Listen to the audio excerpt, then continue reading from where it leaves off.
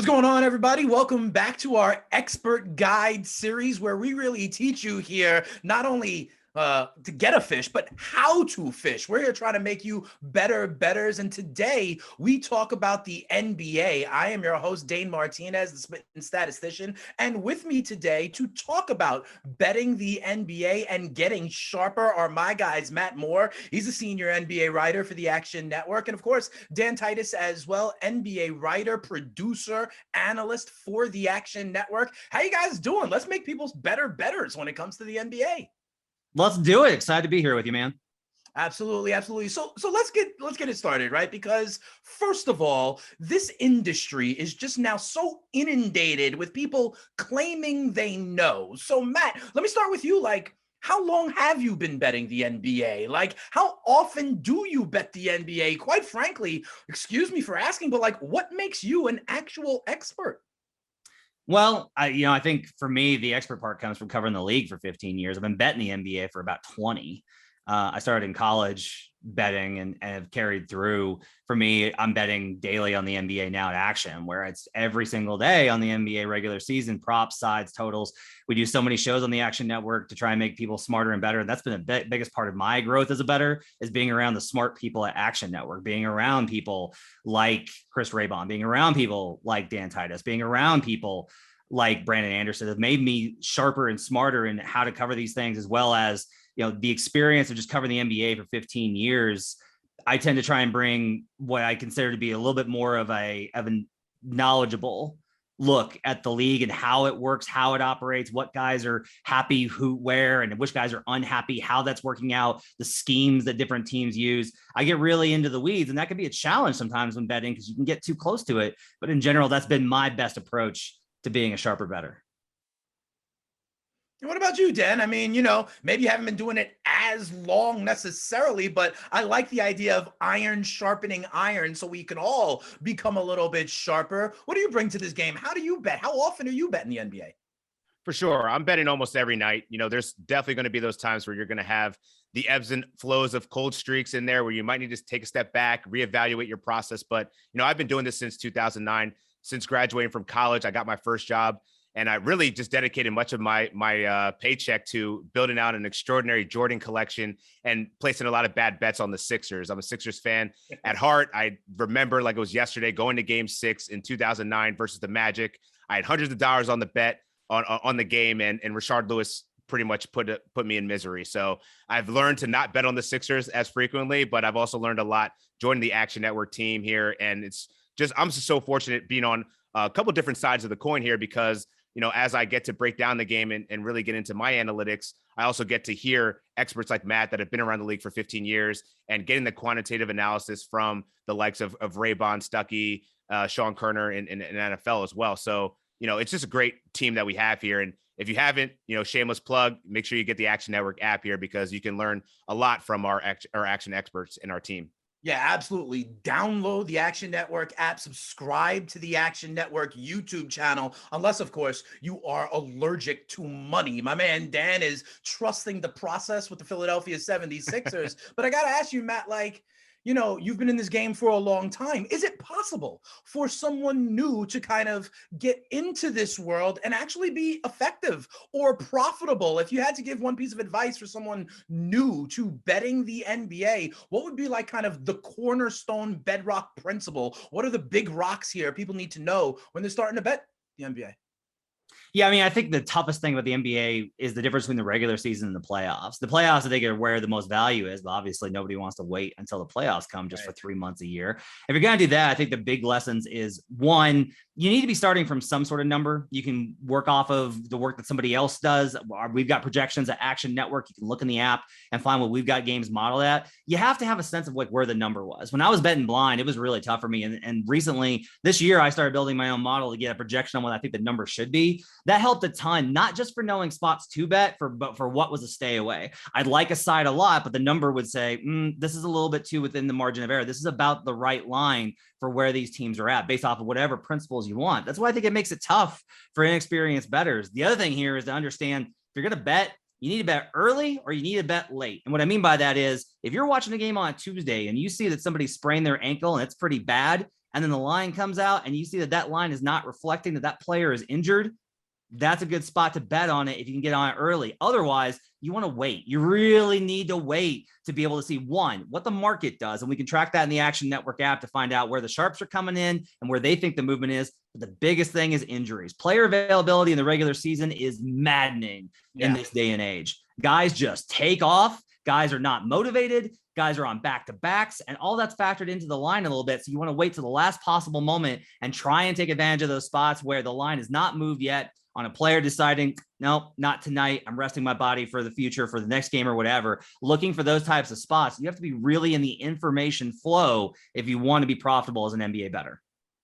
Yeah, I mean, my man Herman Edwards always used to say the greatest ability is availability. And to me, that's one of the challenges in betting the NBA, right, Dan? I mean, Matt mentioned it before, like you got a night game one night and they got a back-to-back the next day. I'm almost banking on the fact that Star X is not going to play these days. And that might be a way to get ahead of some numbers. What to you is kind of uniquely challenging about betting the NBA? Is it that kind of scheduling and how many times guys take nights off? I mean, the league even had to come out with something about making people play on televised games or 3 nights in 4 days, what have you. What do you think is the biggest challenge specifically to NBA betting? Yeah, I think Matt touched on it and you just nailed it right there. And I think it's the NBA's player availability issue. And, despite the NBA's persistence to try to get teams to disclose injuries and the significance of injuries in a timely manner, it makes it very frustrating for NBA bettors specifically. So, I implore people to, if you're on the move and you don't have time to dig into the analysis and read every injury report that's being released, what is now by the hour in some cases, make sure you turn on the Fantasy Labs notifications to in Twitter, because I think it's really helpful if you're wanting to bet on the fly and you need to know who's in and out of the lineup, because that's really going to inform your bets. And, I can't emphasize enough how important it is to do some pregame research and realizing that everybody's process is different, right? Like right now, I'm not, developing my own power ratings or player projections, but there's a lot of people that are smarter than me, like Brandon Anderson, Chris Raybon, et cetera, that do this work for you. So depending on how you consume your information and conduct your research, go to find those sources of information that you trust to get to almost counterbalance or replace that information that you can't get on your own. And then obviously the eye test is also important. If you watch hoops, and you have a lean to something, go look into the data or listen to someone that has some informed information to kind of validate or substantiate your lean. Or if you have to fade it, that is a possibility too. As Matt, sometimes he looks at his numbers and he's like, something's not right here. This is just a pass for me. It's okay to do that. And when you're betting the NBA nightly, you have to be patient. So I think that Matt brought up some really good points there as well. I want to follow up on that, like this availability question, because I think it's actually getting bigger and bigger in the NBA as more and more stars kind of manage their workload throughout the season, right? LeBron takes like 2 weeks off every January. These guys are saying as long as we're okay by playoff time, it's all good. I mentioned a strategy that I use sometimes. Okay. When teams have back-to-back and Star X is playing on the front end, I'll almost take a position that he is not playing on the back end of, a back-to-back before that report even comes out the next day, right? You can see those lines overnight. And before they announce that, whether it is LeBron or KD or whoever it is not playing, do you guys ever do that kind of anticipating, get ahead of that availability news, especially these days as players are taking games off more and more? Absolutely. Yeah, I think the big thing here is once again keeping the information loop, because there's usually hints about this. They'll be asked, on the front end, the back in the pregame press conference, which comes an hour and 45 minutes before tip. Coach will usually say, so and so is good to go tonight. We'll see what his status is for tomorrow. As soon as you hear, we'll see what his status is, that's in question. That's immediately, he's not absolutely going to play. If he's going to play, they'll be like, yeah, he's going to play the back-to-back. Should be no problems there. It's back-to-back, but whatever. It's fine. You can also pay attention to the trends throughout the season. Like you can just watch as this goes through. Teams will pretty clearly state their intentions for these back-to-backs. There'll be exceptions. I would say this is an important part of it. Prepare to get burned. You're going to have nights where you're just like, when did this guy go out? That's why, again, like the timing matters. If you want to be sure that you know the rosters, you cannot bet until basically within the last 30 minutes before the game. 30 minutes is when teams have to submit their rosters for availability. That's the limitation on it. And sometimes those don't get out in time until it's like 15 minutes before. Timing is crucial here if you want to reduce your risk factor. Now, I go the other way where I want to get out earlier because I want to try and get ahead of those moves sometimes to improve my margin here on some of these spreads because it's so tough. But those are the two ways I think you have to look at it if you're approaching the NBA is the instability of some of this information and trying to go that way. I think when you try and get ahead of things, you can make those calculated risks, but you better be in the information flow and not just like, well, it's a back-to-back, so we shouldn't play, right? Find out what that player's approach to it is, how that coach's approach to it is, how much of a say the team gets in managing the injury. All of those things matter when figuring out if a player is going to play or not. And bear in mind that the back-to-back is already going to be factored in to that spread before you get started. Fair enough. Dan, we're talking a little bit now about kind of like the day-to-day grind, right? The second of a back-to-back and understanding that. Let's step back a little bit though, Dan. You know, we're in the offseason right now in the NBA, a very exciting time, to be quite honest. We're about to enter what I call like the legal tampering period or whatever the case may be. What are some of the things you look at this point of the season when starting to organize your hierarchy of teams moving forward? Is it player movement? Is it coach movement? Is it teams that you think may have a different style of play? Teams coming off bad injury seasons? You know, at this stage of the NBA calendar, what are the data sources? What are the information that you're looking to get ready for the next season?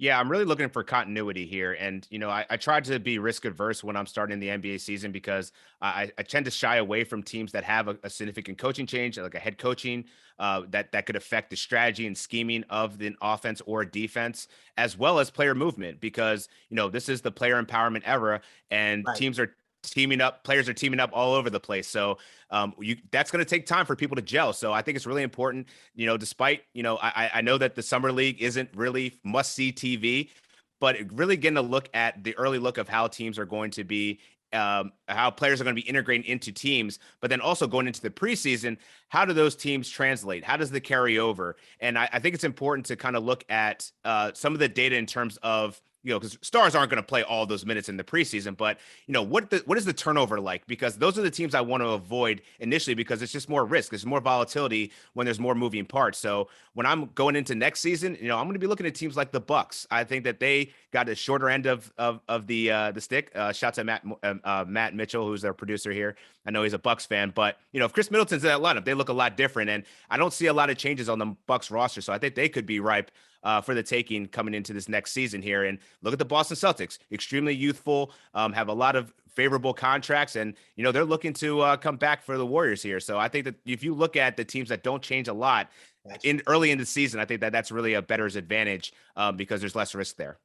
You talk about that continuity, and of course, both Boston and Golden State in the latest version of the NBA Finals literally grew that core together from the draft. You know, Matt, let me ask you, I'm asking about kind of anticipating as well, right? Whether on a day-to-day basis or at this point of the NBA season, are you a guy that maybe will take a position on a team pre-free agency, you know, knowing or assuming or thinking that some big player move is going to happen that's going to reduce their futures odds? Like, for example, personally, I believe Bradley Beal's going to Miami. You know, we've heard, could DeJounte Murray be going to Atlanta, which would dramatically make their, say, Eastern Conference odds a lot shorter. But then again, you can't believe anything you hear at this point of the NBA season. Are you a kind of guy who would take that and kind of get ahead of it, like betting the Cleveland Cavaliers before LeBron decided to come on home and almost anticipating what rosters are going to look like 2 months from now? Yeah. So what I'll say here, I think on this matter is there's a couple of things to factor in here. Not all books are going to allow you to cash out if you shorten those values. It's good to build your hedge positions for the playoffs, but you need to be able to be confident that they're going to be in a position for you to hedge. Like, that's the starting point. So you said the Hawks, and they might make a major move with DeJounte Murray, but they might also lose John Collins or another player. And if that's the case, as we record this today, you know, you want to, if you bet on the Hawks, you better believe that they can actually win the Eastern Conference. On the other hand, right after the Warriors won the title, I put in 3 bets and wrote about them on Action Network for the title next season. the Los Angeles Clippers, the Philadelphia 76ers, and the Milwaukee Bucks. All three of those teams are teams that I think can improve in the offseason, that have a serious chance of being contenders right from the jump. The Clippers, obviously, without Kawhi Leonard and Paul George, their odds were plus 850. They've already shortened. We bet on the Philadelphia 76ers because I believe that Daryl Morey was going to reshape the roster in his image around the players that he's decided to go in with, and Joel Embiid and James Harden. That's still in the process, but we're already seeing some benefit there. And then we also got the Bucks, who quite honestly probably would have beaten the Celtics in the playoffs if Chris Middleton was healthy. So when you're getting those guys, you have to ask yourself, what do I think the chance of this team winning the title is? And is that commiserate with what their expected value is based on the odds? And we've got tools over at Action Network to help you figure those percentages out in our calculator section. And that's a good place to start if you're looking for future odds. It's not just about, will these odds shorten? Because you're not always guaranteed a cash out option from these books. Right. You need to look at, am I going to be in a position where if it's the Eastern Conference semifinals or it's the Eastern Conference finals, do I have a position that I can then hedge against with another team that'll be at a good value? And those are the teams that I thought gave me the best opportunity at longer odds to be able to do that later on. Yeah, absolutely. It's getting the right shares of the right teams at the right time. So Dan, let me go on over to you because, everybody these days are not only betting sides and totals, but the prop market is huge these days. And especially in the NBA, we could bet points, rebounds, assists. I could bet player combos. I could bet made threes, which is something that a lot of people are on these days as the kind of math and geometry of NBA basketball changes. What do you do when betting props in the NBA? Yeah, and I think my handicapping for props is slightly different from a game level if you're talking against the spread, straight up total or money line here. But, I think my process really goes back to, leveraging the Action Labs projection tool. I think it's very handy in terms of getting an idea of what the ceiling is for certain players. And then also leveraging that with some of my own research that I do using tools such as prop.cash. And following other notable trend sites like Fanshore that tracks out and tracks player performance on several different filters. But, I think that when you're betting player props, it's really about the opportunity and usage rate. And so like when I'm targeting my player props, I really like to do players that are going to get a lot of minutes. There's going to be a high ceiling of at least 30 minutes and opportunity. Where can they take advantage of mismatches? So I also tend to use defensive versus position metrics as well. So I can get a baseline understanding of how a team performs against a certain position and if there could be value or edge there to exploit. So there's also plenty of other tools that you could use, but if you're trying to look for player availability, which I think is probably the biggest advantage that you could have in exploiting a matchup, make sure that you develop a Twitter list. There's tons of NBA beat writers out there that you can that you can aggregate a list of them so you can get up-to-date information on all those players, how they're performing, what changes systematically they may be making to get more opportunity for certain players, and definitely look towards the end of the season. When teams are tanking, that is ripe for opportunity for players that are getting more time, more exposure that the books may not initially account for. And you can find some edge cases there to really take advantage of. No, absolutely. Matt, one of the things that's even bigger maybe than props these days betting in the NBA is betting it live, okay? Live action in the NBA has grown so much in the percentage of handle on basketball. And to be quite honest, Matt, I think it's because of the tried and true saying in the NBA, everybody makes a run. And so quite frankly, I'm almost just betting 20-second timeouts. Like, oh, you just called the timeout to stop the momentum? Let me bet there. Then we got another little run, stop 20-second timeout to stop the momentum, bet there. I have seen that become profitable because at its core, the NBA and basketball is a game of runs. So Matt, how crazy am I? How do you bet the NBA live? No, I think you're on target here. I mean, look, this is something that's always amusing me where a team will go down, 23-5 to start. And everyone's like, well, this game's over. And I was like, have you not watched an NBA game before? Like ever in its entire history?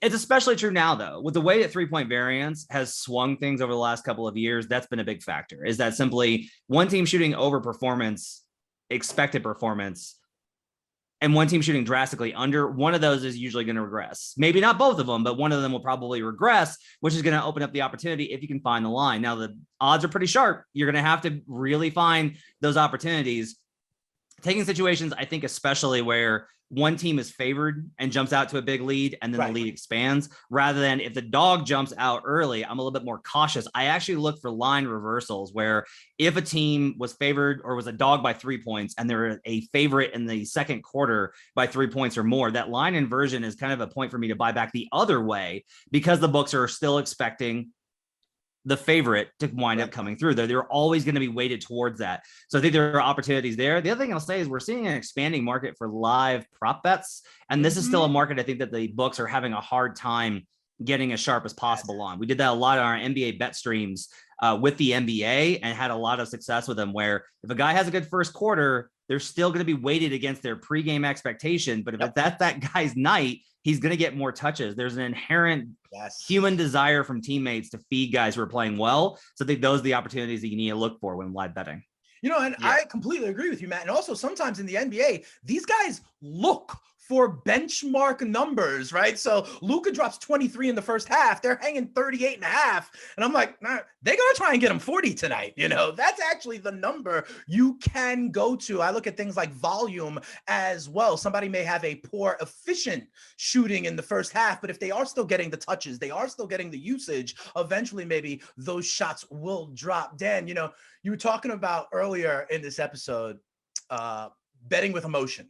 Right? The idea of following the 76ers all the time and then realizing where the process got you on that. But let's kind of cap off here with that emotion again. Like, what's the best feeling a bettor can have betting the NBA? Is it getting right a money line dog who actually cashes? Is it betting something live, catching the exact bottom or apex of a run? Like, what's your best NBA betting feeling, emotion, memory? Nothing for me is more satisfying is when I find the most obscure player and the books just refuse to adjust the lines on him. Yes. This year it was PJ Tucker 4.5 points. Let's go. Exactly. Right. Exactly. This year is Ayo Dosunmu who came into a nice role with Lonzo Ball going out early mid-season. And then last year it was Moses Brown, his rebound props for a tanking Thunder team.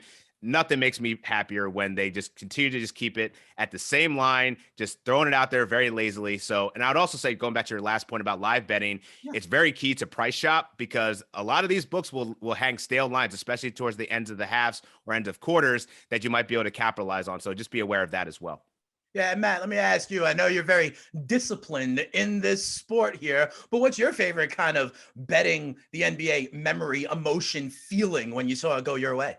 Yeah, for me, it's about when you're in those playoff series and you think there's value on the other side, especially in the dogs, and you are able to hit that matchup perfectly, especially with where the lines are at, because you don't even need to win. We bet Wolves plus 2.5 win spread on versus the Grizzlies, and that hit. And when you're able to find these moments where you have just got it pegged and you know the matchup and you wind up being right because the other team just did not match up right, for me, that's a satisfaction of being able to figure out the complex puzzle of the X's and O's and the rotations and the coaching matchups. That to me is the best, when we're able to solve those puzzles for what people aren't expecting. You get great payout and you see the whole board. It's why I do a lot of finals matchups and things like that, because I want to see the whole board and figure out how things are going to line up with the dominoes in the NBA playoffs. Yeah, and you know, one last thing you said is you talked about the rotations, and knowing the player rotations is really important, especially in the prop market. You know, knowing when those guys are going to sit for the last minute of the first quarter and the first 4 minutes of the second quarter, and how naturally that prop bet is going to go down. Wait until you know they're about to come back into the game and you get the bottom of that number.